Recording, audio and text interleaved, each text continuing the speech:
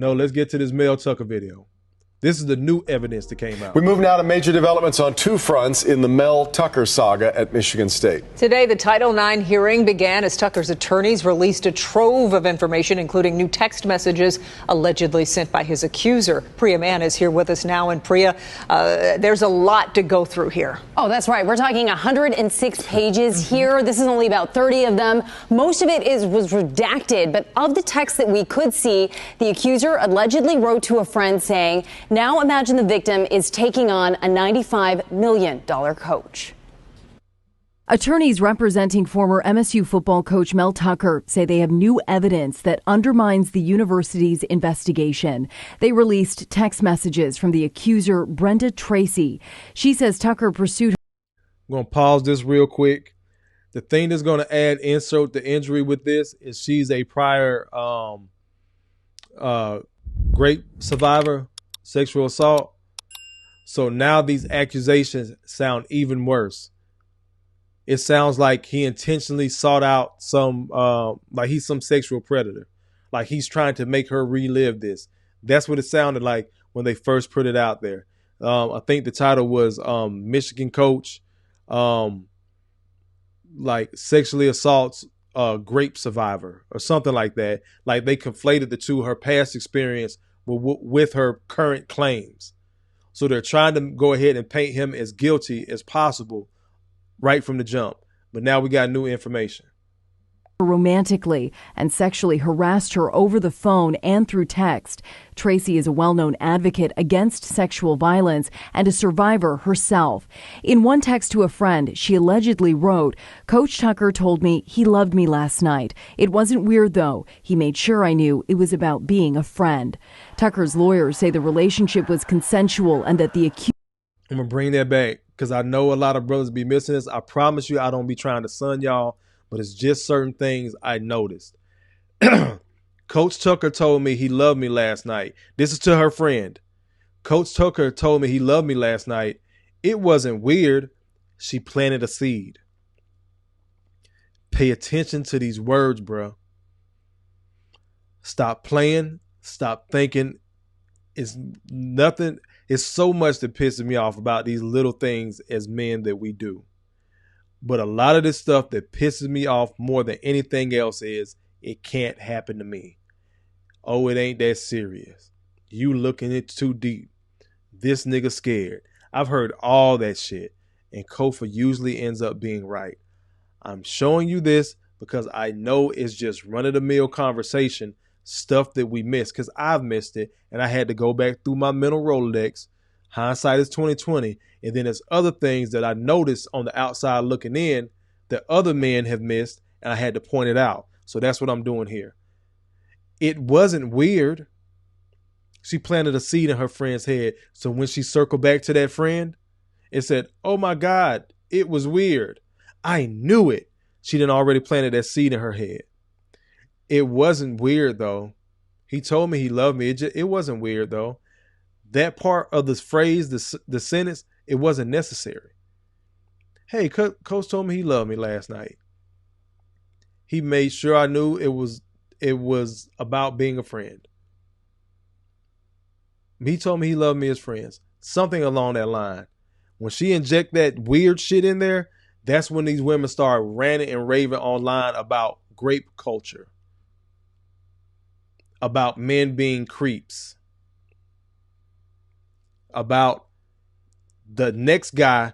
So we always say it. One guy tells you something, it's a call to HR. Another guy tells her something that she wants to sleep with, and her panties go missing.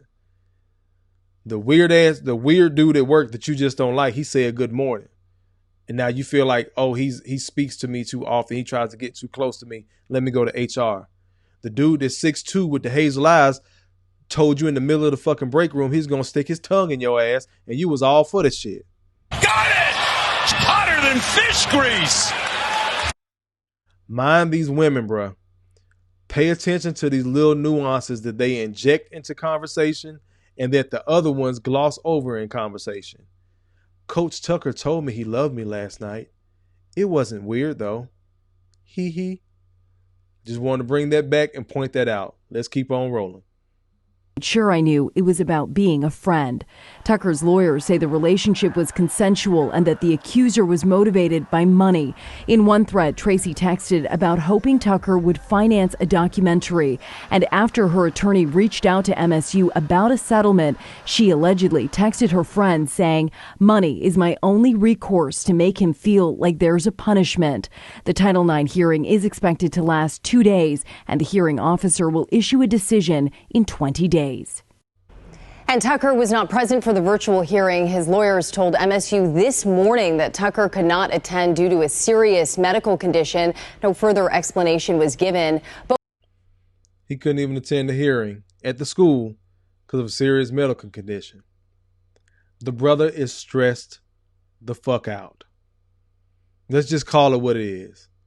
He lost a huge contract off an accusation from a woman he had been dealing with. And I guarantee you this wasn't the first time they done had phone sex.